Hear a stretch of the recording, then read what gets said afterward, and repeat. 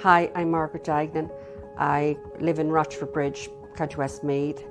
I'm married for almost 40 years and I have 4 children, 2 boys and 2 girls. The first mention of social prescribing was by my GP, but at the time I wasn't in, a good enough place to even ask him what was social prescribing.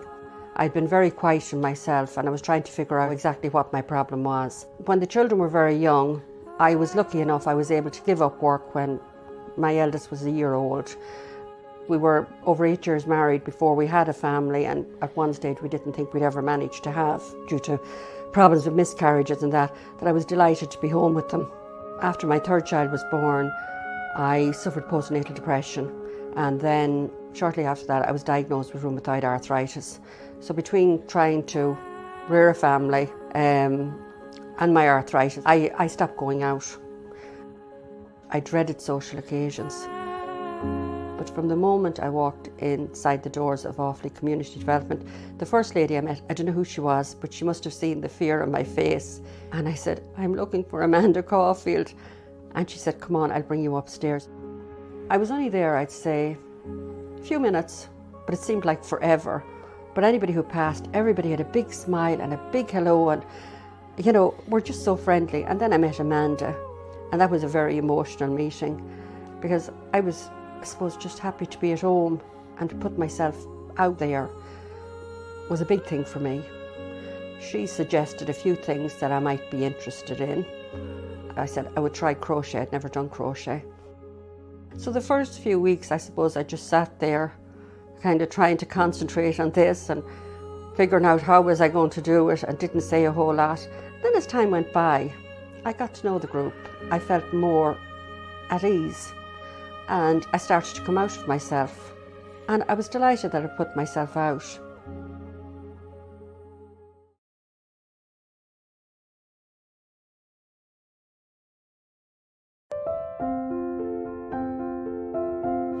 Hi, I'm Paul McCann. I'm a psychotherapist. I'm from Tullamore. Just moved back here after a 35-year gap. My main interest is this little girl here. Yeah, I'd heard about social prescribing, 20 years ago when I was studying to be a psychotherapist, and it had been mentioned a couple of times by my GP over the years. So I would have had some awareness of it, but not really full until I'd experienced it. I would have done quite a bit of it in the work that I do with clients, and then I burned out a couple of years ago, so I had to take some time out, and I found myself on the other end of things, and I had just moved back to Tullamore when I had a breakdown, and happened to be out with a friend who introduced me to Amanda, and I heard about the dog walking group, and thought it would be a nice kind of social piece, maybe a way of meeting people, good way to get out. Well, I suppose mentally it was very high anxiety, depression, unable to leave the house, and I had to take nearly a year off work. I suppose it just made me question everything. It made me reevaluate everything. Eventually I can say that on this side of it, going through it, it was the lowest of the low, it was the darkest of the dark. There would have been moments where there would have been suicidality there, and just an inability to see a future. And the work that I do, you need to be in the whole of your health, and I just ran myself into the ground, and I moved down here in January. By the end of March, they wanted me to go into hospital for 6 weeks, and I didn't want to do that. So I just stayed with some good friends and checked in with my GP twice a week, and that's kind of how they monitored me. Well, social prescribing, if you think about it, if you go to a doctor and you're looking for a prescription for something to help you feel better, social prescribing it's going down the holistic route. So it's looking at, what your interests are. So in my example, I had a dog, I enjoyed walking.